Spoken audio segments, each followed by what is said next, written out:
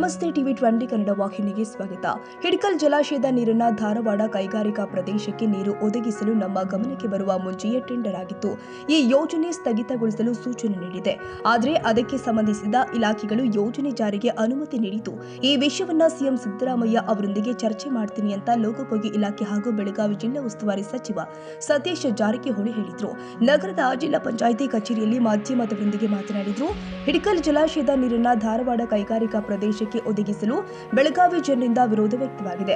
ವಿವಿಧ ಸಂಘ ಸಂಸ್ಥೆಗಳ ಮುಖಂಡರು ಈ ಯೋಜನೆಗೆ ಅನುಮತಿ ಕೊಡಬಾರದು ನನ್ನ ಬಳಿ ಮನವಿ ಮಾಡಿದ್ದಾರೆ. ಹೀಗಾಗಿ ಸರ್ಕಾರದ ಮಟ್ಟದಲ್ಲಿ ಈ ಯೋಜನೆ ಕುರಿತು ಚರ್ಚೆ ಮಾಡುವುದಾಗಿ ಹೇಳಿದ್ರು. ನಿಪ್ಪಾಣಿ ಹತ್ತರಿಗೆ ಸಂಕೇಶ್ವರ ಬಳಿ ರಾಷ್ಟ್ರೀಯ ಹೆದ್ದಾರಿ ಕಾಮಗಾರಿ ಪ್ರಗತಿಯಲ್ಲಿ ಇದೆ. ಮಳೆಯಿಂದ ಕಳೆದ ಬಾರಿಯೂ ಕೂಡ ಸರ್ವಿಸ್ ರಸ್ತೆ ಹಾಳಾಗಿ ಹೋಗಿತ್ತು. ಈ ಬಗ್ಗೆ ಎನ್ಎಚ್ಐ ಅಧಿಕಾರಿಗಳಿಗೆ ಸೂಚನೆ ಕೊಟ್ಟ ಬಳಿಕ ದುರಸ್ತಿ ಕೈಗೊಂಡಿದ್ರು. ಈ ಬಾರಿಯೂ ಕೂಡ ಸರ್ವಿಸ್ ರಸ್ತೆ ಹಾಳಾದ ಬಗ್ಗೆ ನನ್ನ ಗಮನಕ್ಕೆ ಬಂದಿದ್ದು ಸರ್ವಿಸ್ ರಸ್ತೆ ದುರಸ್ತಿಗೆ ಸೂಚಿಸುತ್ತೀನಿ ಎಂದಿದ್ದಾರೆ. ಮಹದಾಯಿ ಜಲಾನಯನ ಪ್ರದೇಶದಲ್ಲಿ ಬಂಡೂರಿ ನಾಲಾ ನೀರಾವರಿ ಯೋಜನೆಗೆ ರೈತರು ವಿರೋಧಿಸುತ್ತಿರುವುದು ನನ್ನ ಗಮನಕ್ಕೆ ಬಂದಿಲ್ಲ. ಈ ಬಗ್ಗೆ ಜಿಲ್ಲಾಧಿಕಾರಿಗಳಿಗೆ ಸಭೆ ನಡೆಸಲು ತಿಳಿಸುತ್ತೀನಿ ಎಂದ ಸಚಿವರು, ಬೆಳಗಾವಿ ಜಿಲ್ಲೆಯಲ್ಲಿ 2 ಕೋವಿಡ್ ಪ್ರಕರಣ ದಾಖಲಾಗಿದೆ. ಇದಕ್ಕೆ ಆತಂಕ ಪಡುವ ಅಗತ್ಯವಿಲ್ಲ. ಜಿಲ್ಲಾಡಳಿತ ಈಗಾಗಲೇ ಮುಂಜಾಗ್ರತಾ ಕ್ರಮ ಕೈಗೊಂಡಿದೆ ಎಂದಿದ್ದಾರೆ. ಇನ್ನು ತಾಲೂಕಿನ ಹಿರೇಬಾಗೇವಾಡಿ ಘಾಟ ಬಳಿ ಸರಣಿ ಅಪಘಾತ ಸಂಭವಿಸ್ತಾ ಇರುವ ಬಗ್ಗೆ ಮಾಧ್ಯಮಗಳ ಪ್ರಶ್ನೆಗೆ ಉತ್ತರಿಸಿದ್ರು. ಸಾರಿಗೆ ಡಿಸಿ ಅವರ ಜೊತೆ ಚರ್ಚೆ ಮಾಡಿ ಮುಂಜಾಗ್ರತಾ ಕ್ರಮ ಕುರಿತು ಸೂಚಿಸಲಾಗಿದೆ. ಮಳೆ ಅವಾಂತರದಿಂದ ಸಮಸ್ಯೆ ಆಗುತ್ತಿರುವುದು ನಿಜ. ಆದರೆ ಅಪಘಾತ ತಪ್ಪಿಸಲು ಹೆದ್ದಾರಿಯಲ್ಲಿ ಮಾರ್ಗಸೂಚಿ ಅಳವಡಿಸುವಂತೆ ಈ ಸಂಬಂಧ ಅಧಿಕಾರಿಗಳಿಗೆ ತಿಳಿಸಲಾಗಿದೆ ಎಂದಿದ್ದಾರೆ. ಈಗದು ಟೆಂಪರರಿ ಅಷ್ಟೇ 4-5 ದಿವಸಕ್ಕೆ ಮಾತ್ರ ಸೀಮಿತವಾಗಿ ಒಂದು ಮಳೆ ಇದ್ದಾರೆ. ಇನ್ನು ಕಂಟಿನ್ಯೂ ಆಗೋದು ಬಹುಶಃ 15ರಿಂದ ನಾವು ಲೆಕ್ಕ ಇಟ್ಟು ಜೂನ್ 15 ನಂತರ. ಈ 4 ದಿನಗಳಲ್ಲಿ ಏನೇನಾಗಿದೆ ನೋಡೋಣ. ಡ್ಯಾಮೇಜ್ ಕೆಲವು ಕಡೆ ರಸ್ತೆಗಳು ಡ್ಯಾಮೇಜ್ ಆಗಿದೆ. ಅದು ಬಿಟ್ಟರೆ ಅಂಥ ಯಾವುದೋ ಪ್ರವಾಹ ಆಗಲಿ ನದಿ ಪಾತ್ರದಲ್ಲಿ ಹೆಚ್ಚು ಸಮಸ್ಯೆ ಏನಿಲ್ಲ. ಅದು ಈಗ ರಸ್ತೆ ಮಾತ್ರ ಅಲ್ಲೆಲ್ಲ ಕೆಟ್ಟೋಗಿದ್ರೆ ಕೊಚ್ಕೊಂಡು ಹೋಗಿದೆ. ಅದನ್ನು ರಿಪೇರಿ ಮಾಡೋದು ದುರಸ್ತಿ ಮಾಡೋಂಥ ಪ್ರಯತ್ನ ಮಾಡ್ತಾ ಇದ್ದೀವಿ. ಗೋಡೆ ಬಿದ್ದು ಕೆಲವು ಕಡೆ ಆಗಿದ್ರೆ ಅದು ಅನಾಹುತ ಆಗಿದೆ. ಅದು ನೋಡ್ತಾರೆ. ಆಯಾ ತಹಶೀಲ್ದಾರಿಗೆ ಡೈರೆಕ್ಷನ್ ಕೊಟ್ಟಿದ್ದಾರೆ DC ಅವರು. ಸೊ ಅದನ್ನ ಅಟೆಂಡ್ ಮಾಡ್ತಿದ್ದಾರೆ. ಮಂಗಳೂರು ಮತ್ತು ಹಾಸನ ಕಡೆ ಭಾರಿ ಮಳೆ ಜಾಸ್ತಿ ಆಗಿದ್ದಾರೆ. ಈ ಕಡೆ ಗೋವಾ ಕಡೆ ಜಾಸ್ತಿ ಇದ್ದಾರೆ ಬಾರ್ಡರ್ಗಳನ್ನು. ಹೀಗಾಗಿ ಮಹಾರಾಷ್ಟ್ರದಲ್ಲಿ ಮಳೆ ಜಾಸ್ತಿ ಆಗೋದ್ರಿಂದ ಕೃಷ್ಣಾ ನದಿಗೆ ಜಾಸ್ತಿ ಬಂದಿದೆ. ಬಹುಶಃ ಕಂಟಿನ್ಯೂ ಆಗಿರ್ಕಲ್ಲ. ಈಗ ಟೆಂಪರರಿ ಆಗಿದೆ ಅಂತ ನಮ್ಮ 15 ನಂತರ ಏನೋ ರೆಗ್ಯುಲರ್ ಸ್ಟಾರ್ಟ್ ಆಗ್ಬೋದು.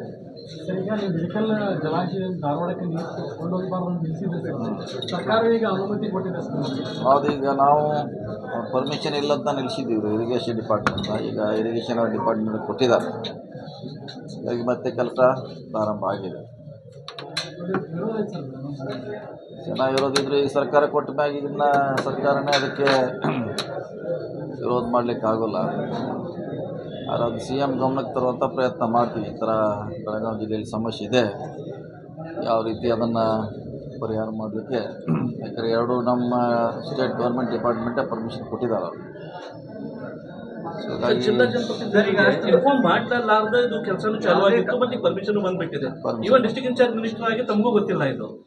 ಇಲ್ಲ, ನಾವು ಮುಂಚೆ ನಮಗೆಲ್ಲ ಮಾಹಿತಿ ಇಲ್ಲ, ಪರ್ಮಿಷನ್ ಅಂತ ಬಂದು ಮಾಡಿಸಿದ್ರು ನಿಜ. ಆದರೆ ಈಗ ಅದನ್ನೆಲ್ಲ ಅವರು ಪರ್ಮಿಷನ್ ತೊಗೊಂಡ್ಬಂದಾರೆ. ಮತ್ತೆ ಕೆಲಸ ಪ್ರಾರಂಭ ಆಗಿದೆ. ಸರ್, ಈ ಮಟ್ಟಿಗೆ ಈ ರೀತಿ ಮಾಡುವಂಥದ್ದು ಏನು ಅವರು ನೀಡಿತ್ತು? ನಿಮ್ಮನ್ನೆಲ್ಲ ಗಣನೆಗೆ ತೆಗೆದುಕೊಳ್ಳೋದೇನೆ. ಈಗಾಗಲೇ ಮಲಪ್ರಭಾದಿಂದ 6 ಟೀಮ್ ಯಾವುದೇ ರೀತಿಯಾಗಿ ಶಿಲಾನ್ಯಾಸ ಮತ್ತೆ ಕೈಗಾರಿಕೆಗೆ ಅಂತ ಹೇಳಿ ಸರ್ ಕದ್ದು ಮುಚ್ಚಿ ಮಾಡೋದು ಏನು ಅವಶ್ಯಕತೆ ಇಲ್ಲ. ಭಾಳ ಮುಂಚೆನೇ ಅದು ಯಾವಾಗ ಶಾಂಕ್ಷನ್ ಆಗಿದೆ ನಮಗೂ ಕೂಡ ಗಮನಕ್ಕೆ ಇರದೆ 1 ವರ್ಷದಿಂದ ಆಗಿರ್ಬೋದು ಬಹುಶಃ ಅದು ಇಂಡಸ್ಟ್ರಿ ಡಿಪಾರ್ಟ್ಮೆಂಟಿಂದ. ಅದಾದ ನಂತರ ಈಗ ಇತ್ತಿತ್ತಾಗೆ ಇರಿಗೇಷನ್ ಡಿಪಾರ್ಟ್ಮೆಂಟ್ ಪರ್ಮಿಷನ್ ತೊಗೊಳೋದು. ಹೀಗಾಗಿ ನಮಗೂ ಕೂಡ ಈ ಹಂತದಲ್ಲಿ ಈ ಕಡೆ ಜನ ನೋಡಬೇಕು, ಈ ಕಡೆ ಇಲಾಖೆ ಸರ್ಕಾರ ಕೂಡ ಒಂದೇ ಇದೆ. ಹೀಗಾಗಿ ಅದ್ರ ಬಗ್ಗೆ ಚರ್ಚೆ ಮಾಡ್ತೇವೆ ಸರ್ಕಾರದ ಮಟ್ಟದಲ್ಲಿ. ಒಂದು ಶುಗರ್ ಫ್ಯಾಕ್ಟರಿ ರಿಕ್ವೈರ್ಮೆಂಟ್ ಸಲುವಾಗಿ ಇದು ಡೈವರ್ಟ್ ಮಾಡ್ತಾ ಇದ್ದಾರೆ ಅಂತ ಇದು ಸರ್ ಧಾರವಾಡದಲ್ಲಿ ಆರೋಪ ಇದೆ ಸರ್. ಅಪೋಸಿಷನ್ ಇದೆ. ಬೆಳಗಾವಿ ಸಚಿವರೊಬ್ಬರದ್ದು ಈ ನೀರು ಶುಗರ್ ಫ್ಯಾಕ್ಟ್ರಿ ಕೊಡ್ಲಿಕ್ಕೆ ಆಗೋಲ್ಲ. ಯಾಕಂದರೆ ಇಂಡಸ್ಟ್ರಿಯಲ್ ಏರಿಯಾದಾಗ ಯಾವ್ದು ಇದೆ ಅಷ್ಟಕ್ಕೆ ಮಾತ್ರ ಇದು ನೀರು ಕೊಡ್ತಾ ಇದ್ದೀವಿ. ಹೊರತಾಗಿ ಅದನ್ನು ಬಿಟ್ಟು ಯಾವುದೇ ಫ್ಯಾಕ್ಟ್ರಿ ಇದ್ರೂ ಕೂಡ ನೀರು ಕೊಡಲಿಕ್ಕೆ ಅವಕಾಶ ಇಲ್ಲ ಮತ್ತು ಕೊಡೋದಿಲ್ಲ. ಅದೇ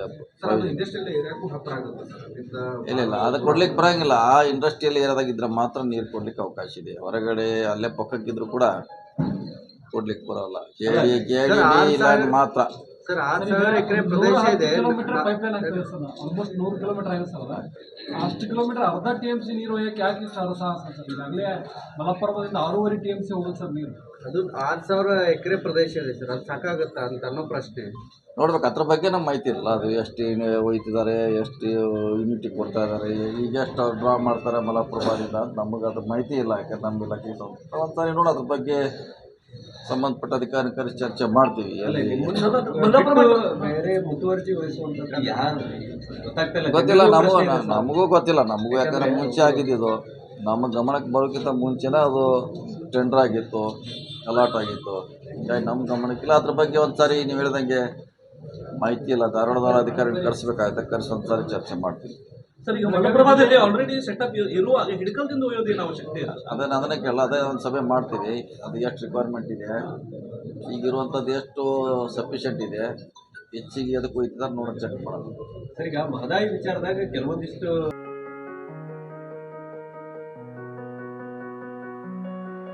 ಕನ್ನಡಿಗರ ಮೆಚ್ಚಿನ ನಿಮ್ಮ TV20 ಕನ್ನಡ ವಾಹಿನಿ ಇದೀಗ ಟಿವಿಯಲ್ಲಿ ಲಭ್ಯ.